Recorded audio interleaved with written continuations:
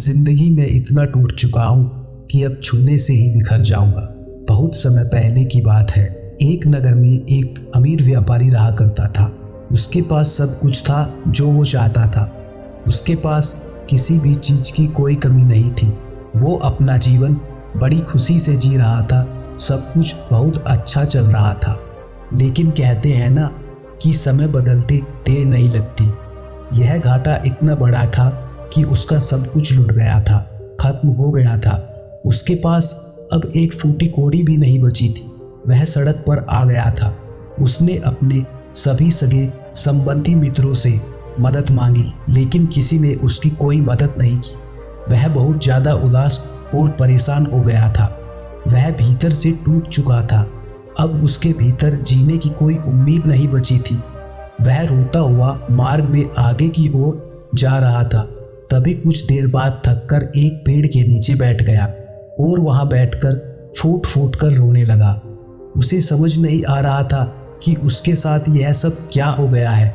कुछ दिन पहले उसके पास वो सब कुछ था जो वो चाहता था, लेकिन आज उसके पास कुछ भी नहीं बचा। वह सड़क पर आ चुका था।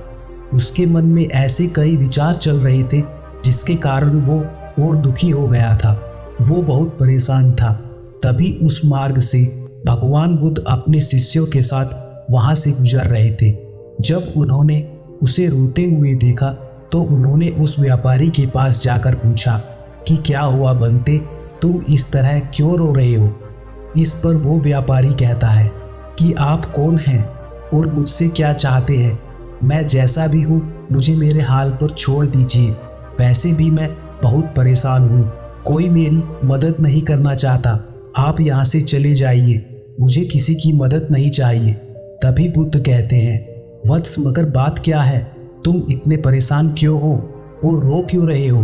तुम मुझे अपनी समस्या बता सकते हो सकता है मैं तुम्हारी समस्या का समाधान कर दूं। इस पर वो व्यापारी बुद्ध से कहता है, हे भगवान, मुझे अपने जीवन का बहुत बड़ा नुकसान झेलना पड़ा है। कुछ दिन पहले मेरे पास सब कुछ था, किसी चीज की कोई कमी नहीं थी।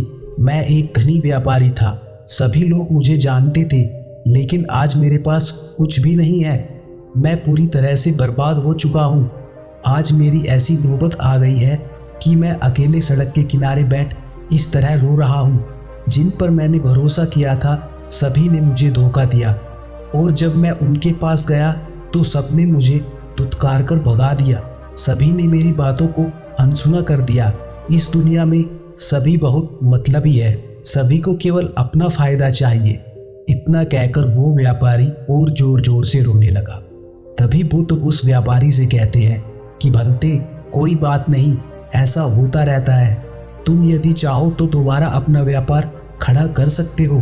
तुम कुछ और काम कर सकते हो। अभी तुम्हारे पास बहुत समय है।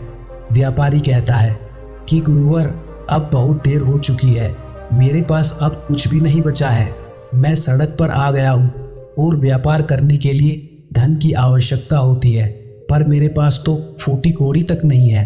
फिर मैं भला व्यापार कैसे कर सकता हूँ। मैंने करीब 10 सालों तक लगातार मेहनत की और इतने प्रयासों के बाद जाकर मैं इस नगर का सबसे बड़ा व्यापारी बना था।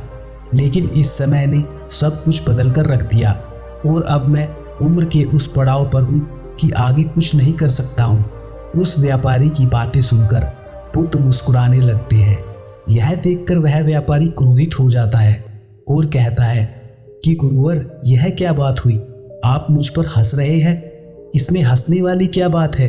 क्या आपको भी मेरी लाचारी पर हंसी आ रही है।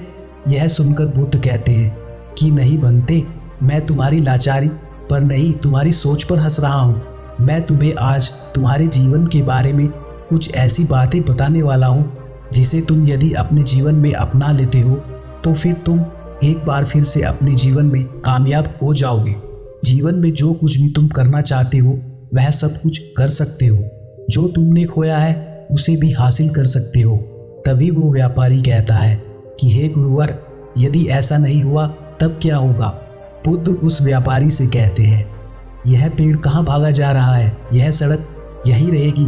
तुम्हारा जितना मन चाहे रो लेना। तुम्हारे पास आंसू की तो कमी नहीं है। यहाँ बैठकर जितना चाहे उतना रो लेना, अपने आप को भला बुरा कह लेना, कोस लेना।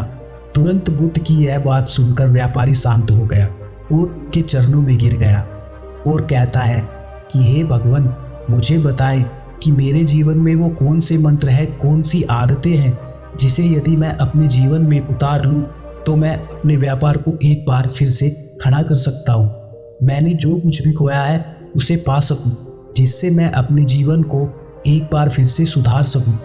इस पर बुद्ध उस व्यापारी से कहते हैं कि भंते, तुम तो कहते हो कि तुम्हारे पास रहने के लिए घर नहीं है, तो मेरी बात ध्यान से सुनो। इस संसार में हर मनुष्य, हर प्राणी को उसका घर उसके जन्म से ही मिल जाता है और यह उसके मरते दम तक रहता है और यह उससे कोई छीन नहीं सकता है जब तक वह जीवित है। तो यह घर तुम्हारे साथ ही है और इस दुनिया की बड़ी से बड़ी कीमती चीज भी उसके आगे कुछ नहीं है। तुम्हारे पास आज भी वो घर बचा हुआ है। इस पर वो व्यापारी कहता है कि हे गुरुवर, आप कहना क्या चाहते हो? मेरा घर तो पहले ही नीलाम हो चुका है, फिर आप यह क्या बोल रहे हैं? आपकी बात मैं समझ नहीं पा रहा हूँ।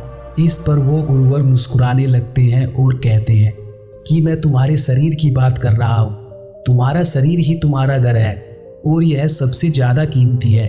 दुनिया की बड़ी से बड़ी और कीमती से कीमती चीज भी तुम्हारे इस घर के आगे कुछ नहीं है। इसलिए अपने घर का ख्याल रखना, अपने घर को मजबूत और शक्तिशाली बनाओ, क्योंकि यही वो घर है जो तुम्हारा साथ कभी नहीं छोड़ता जब तक कि तुम मृत्यु को प्राप्त न हो जाओ। अतः इस बात का हमेशा ध्यान रखो। यह सुनकर वो व्यापारी उनके आगे हाथ जोड़कर कहता है कि हे गुरुवर, आप सही कह रहे हैं, मेरा शरीर ही मेरा असली घर है। तभी वो व्यापारी बुद्ध से कहता है कि हे भगवान, वो दूसरा मंत्र क्या है, मुझे बताएं। तभी बुद्ध कहते हैं कि हे बंते, तुम कहते हो कि तुमने अपने जीवन का सबसे बड़ा नुकसान झेला है। यह तुम्हारा सबसे बड़ा नुकसान है, पर वास्तविकता तो यह है कि यही तुम्हारे जीवन का सबसे बड़ा नुकसान नहीं है। इस जीवन का कोई भी नुकसान सबसे बड़ा हो ही नहीं सकता है। इस पर वो व्यापारी कहता है कि हे भगवान, आप यह कैसी बातें कर रहे हैं? मैंने अपने जीवन में सबसे बड़ा घाटा झेला है। इसी घाटे के कारण मैंने अपना सब कुछ खो दिया है। आज मैं सड़क पर आ गया हूँ और आप कहते हैं कि मैंने कोई नुकसान नहीं झेला है। इस पर बुद्ध उस व्यापारी से कहते हैं कि बनते, जो जीवन तुम्हें मिला है उसे सही ढंग से ना जीना, यही तुम्हारा सबसे बड़ा नुकसान है और इसके आगे तुम्हारा व्यापार कुछ भी नहीं है। तुम्हारे व्यापार से हुआ नुकसान कुछ भी नहीं है। अगर आपके जीवन में कोई मकसद नहीं है और आप जीवन को बस काट रहे हैं, तो आप में और एक मुर्दा शरीर में कोई अंतर नहीं है। बस आप केवल हिल डुल सकते हैं और मुर्दा शरीर हिल डुल नहीं सकता है। और यही जीवन का सबसे बड़ा नुकसान है, अपने जीवन को ना जीना। और हम में से अधिकांश लोग अपने जीवन को यूं ही व्यर्थ कर देते हैं। उनका ये अत्यधिक कीमती जीवन उनके हाथों से यूं ही फिसलता चला जाता है और वो कुछ भी नहीं कर पाते हैं। इस पर वो व्यापारी कहता है कि हे भगवान, आप सही कहते हैं, हमारा जीवन ही सबसे ज़्यादा कीमती होता है। तभी आगे बुद्ध कहते हैं और उस व्यापारी को तीसरा मंत्र बताते हैं और कहते हैं कि आप कभी भी अपने जीवन के इतने बुरे दौर में नहीं होते कि आप अपने जीवन के लक्ष्य को निर्धारित ना कर सके, आप सत्य को ना देख सके। जब तक आप जीवित हैं, आप किसी भी लक्ष्य को निर्धारित कर सकते हैं और उसे पाने का प्रयास कर सकते हैं। और इसमें आपकी उम्र का, आपके लक्ष्य का और आपके सपनों से कोई मतलब नहीं है। अतः यह सोचना कि मैं बूढ़ा हो चुका हूँ, अब क्या कर सकता हूँ, इसकी जगह आप यह सोच सकते हैं कि मैं अभी जीवित हूँ और बहुत कुछ कर सकता हूँ। यह बात सुनकर वह व्यापारी बुद्ध से कहता है कि हे भगवान, आप सही कह रहे हैं, जब तक मैं जीवित हूँ कुछ भी हासिल कर सकता हूँ। वह व्यापारी बुद्ध से कहता है कि हे भगवान, मुझे चौथा मंत्र बताइए। तभी बुद्ध कहते हैं कि आखिरी जैसा कुछ भी नहीं होता है। हम जहाँ रुक जाते हैं वही आखिरी होता है और हम जहाँ से चल पड़ते हैं वहीं से हमारी शुरुआत हो जाती है। इसलिए आगे बढ़ते रहना बहुत जरूरी है, फिर चाहे वो सांसारिक जीवन हो या आध्यात्मिक जीवन। सांसारिक जीवन में तुम कभी भी उस स्थान और लोगों के बीच मत रुकना जहाँ काफी समय से तुम्हारा सम्मान ना किया गया हो। उन लोगों को, उस दुनिया को तुरंत छोड़ दो और इस दुनिया में अपने लिए सम्मान कमाओ। लेकिन एक बात का ध्यान रखना कि सम्मान दिल से होता है, जो लोगों द्वारा खुद मिलता है, ना कि वो सम्मान जो लोग जबरन तुम्हें देते हैं। किंतु आध्यात्मिक जीवन में तुम्हें उन्हीं लोगों के बीच रहना है और उसी स्थान पर रहना है। यहाँ लोग तुम्हें सम्मान नहीं दे रहे हैं, तुम्हारा अपमान कर रहे हैं, क्योंकि यही तुम्हें बताता है कि तुम कौन हो और तुम अहंकार से भरे हुए हो। और जब लोग तुम्हारा सम्मान नहीं करते हो तो तुम्हारे अहंकार को चोट लगती है, जिससे तुम्हें यह पता चलता है कि तुम अभी कहीं नहीं पहुँचे हो और आध्यात्मिक जीवन में तुम अभी वही के वही हो। परंतु जब उनका अपमान तुम्हारे ऊपर कोई फर्क ना डाल पाए, तुम्हारी सोच पर कोई फर्क ना डाल पाए, तब तुम यह समझ लेना कि तुम आगे बढ़ चुके हो। बुद्ध की यह बातचीत में वो व्यापारी कहता है कि हे भगवान, आपने जो कुछ भी कहा है वो बिल्कुल सच है।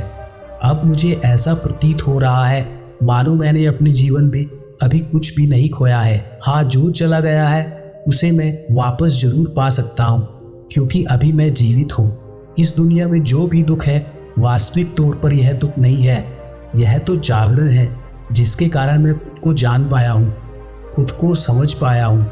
जो मुझे मेरे पास ले गया है, जो मुझे मेरे पास ले गया, और यही हमें परम शक्ति के पास ले जाता है। ये हमें होश में लाने का प्रयास करता है। जब तक मैं जीवित हूँ इस दुनिया में कुछ भी संभव है, मैं कुछ भी कर सकता हूँ, कुछ भी पा सकता हूँ। इतना कहकर उसने भगवान बुद्ध को प्रणाम किया और अपने मार्ग में आगे की ओर बढ़ना शुरू कर दिया। जो व्यक्ति कुछ देर पहले रो रहा था, जिसने जीने की उम्मीद छोड़ दी थी, अब वह आशा से भरा हुआ था। धन्यवाद।